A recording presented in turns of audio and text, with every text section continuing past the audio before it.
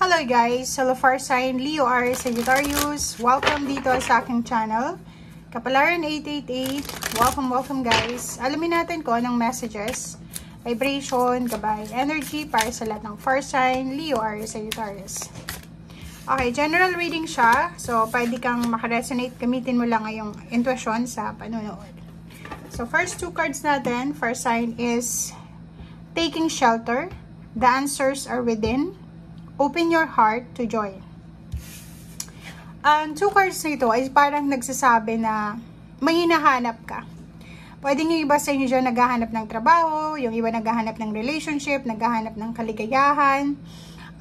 Sobrang stress ang nararamdaman mo siguro, or siguro hindi maliwanag. Parang taking shelter, parang literal to, wala kang mapuntahan. Like for example, hindi ka na makabayad sa tinitirhan mo, inuupahan mo, parang nakikita ko sir dito na naghahanap ka ng isang tao na pwedeng makatulong sa'yo para dito sa mga kailangan mo. So, posibleng sa araw na ito ay makuha mo yung tamang sagot, or sa araw na ito ay makuha mo yung tamang information, or tamang tao, tamang suporta na posibleng makakatulong sa'yo, Fire Sign.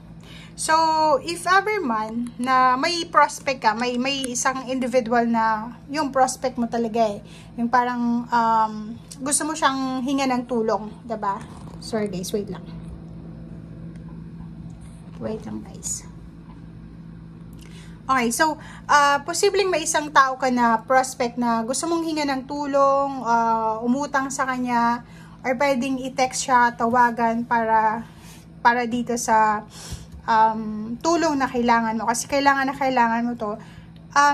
Nakikita ko sa'yo dito na nasa iyo yun kung gusto mo ng help. So parang anong taking shelter na ito is para siyang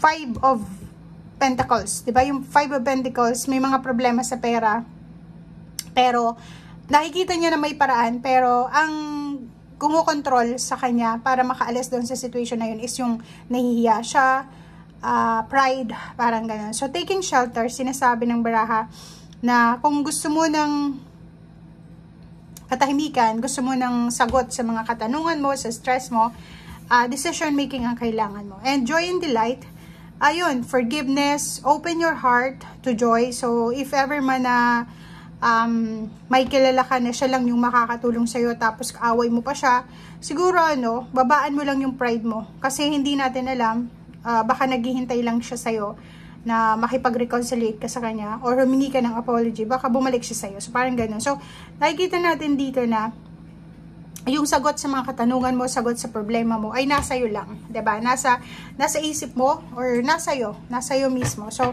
ikaw lang yung makakasagot sa mga issues mo regarding sa sarili mo.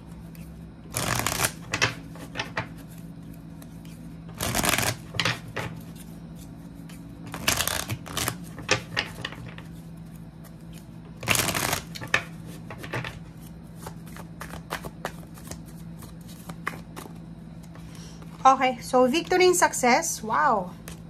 And zero the fall. So nakikita natin today na sa araw na ito, ang dami-dami mong ideas, mga bagong ideas kung paano mo mararating itong victory and success. For example, business ideas. Sinasabi ng baraha sa'yo dito na marami kang gustong itayo na negosyo. Like for example, if business-minded ka, marami kang mga naiisip na paraan para marating mo to na victory and success.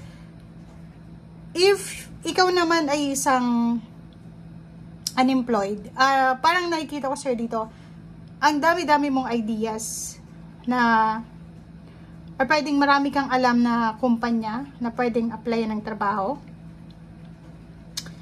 Kaso lang, risky decision siya diba? Yung parang ang zero the fall kasi, hindi natin sigurado kung etong gagawin natin is eto na ba talaga yung magdadala sa atin ng victory and success. So parang lang yun, motivation mo sa buhay.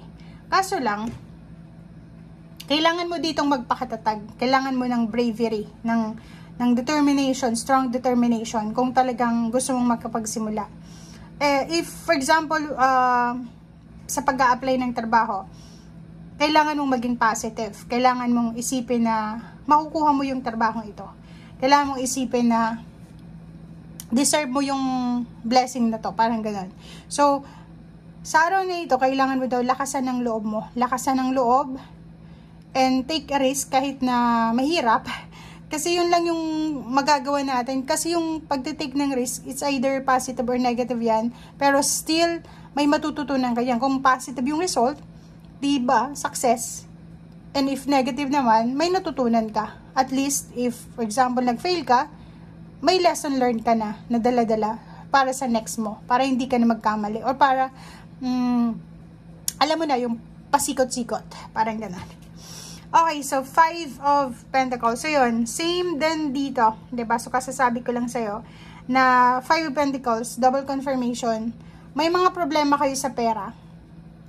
But, alam nyo yung solusyon eh. Alam nyo naman yung solusyon yung mga problema nyo. Lalo na sa pera or health issue.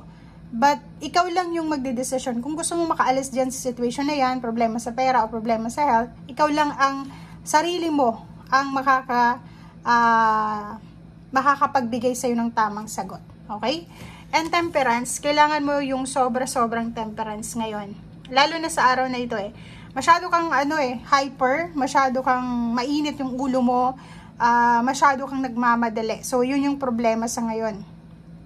Make sure na sa araw na ito or sa mga susunod na araw, if ever man na nag-undergo ka ng problema, nag-undergo ka ng mga stress, kailangan nating matutunan yung kalmadong isip, kalmadong action, yung kalmadong buhay, yung parang hindi tayo nagmamadali or hindi tayo nawawala ng pag-asa. And yun, if gusto mong marating yung success, yung positive result, outcome, yung sinasabi ng baraha, pasensya. Kailangan natin wag magmadali, wag nating madalian yung proseso. Enjoy the process. Kung alam mo naman yung proseso na matatagalan, like for example, kung long term yung plans mo, dapat mapasensya ka rin. Pero yung plano mo like short term lang, weekly lang, talagang mabilis lang din yun dumating, mabilis din siyang mawala. So, make sure na alam natin kung ano yung gusto natin. Nakikita natin dito yung mga contract signing. So, may posibleng contract signing sa linggong ito or pwedeng sa next month. Etong barahang ito ay nagsasabi na malaking halagang pera yan. So, if ever na negosyante ka or self-employed ka, pwedeng may kontrata ka, dokumento, papeles, or any kinds ng kontrata na pwedeng pipirmahan mo. Malaking halagang pera, malaking halaga yung mahahawakan mo dito. And ito yung magdadala sa'yo ng financial peace and harmony. Okay? And dito sa 4 of Cups, so yun na nga, pwedeng ito yung hinihintay mo. Naghihintay ka ng contract signing, bagong kontrata, renewal ng kontrata, renewal ng visa, or kung ano man tong renewal para dito sa perang ito, para mahawakan mo yung perang yan.